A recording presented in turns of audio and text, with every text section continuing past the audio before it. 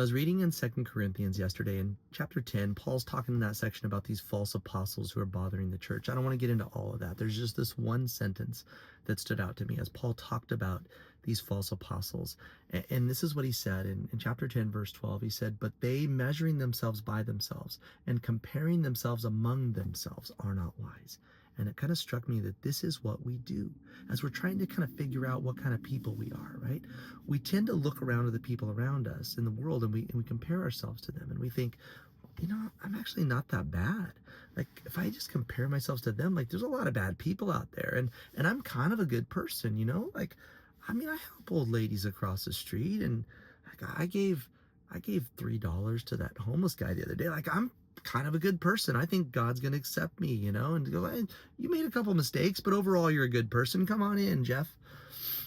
It reminds me of this passage in Isaiah chapter 6, where Isaiah is given a vision of the throne room of God. And it says, "In the year that King Uzziah died, I saw the Lord high and lifted up and seated upon his throne." He goes on to describe the worship of this throne room of heaven, and how the very foundations of the temple shake at the voice of him who called. And as Isaiah sees this, he cries out and he says, "Woe is me, I am undone.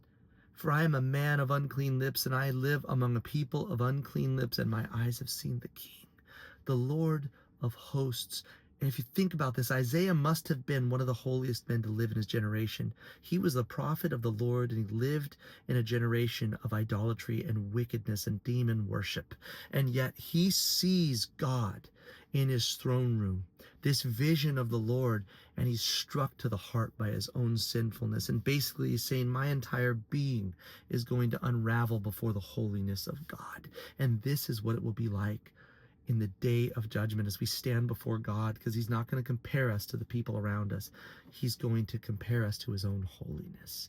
And that is why we can't trust in our own righteousness for our salvation. It's why he sent his own son, clothed in human flesh, to be born and to fulfill the law of God on our behalf, and to take on the punishment of sin on our behalf, so that we could be saved, not by our own goodness and righteousness compared to others, but we could be saved by grace through faith, through his perfect work and his perfect righteousness and his perfect holiness and his perfect payment for our wickedness.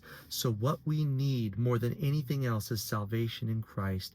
Trust in Jesus Christ for your salvation today, that you could be saved by grace through faith in him and not in yourself.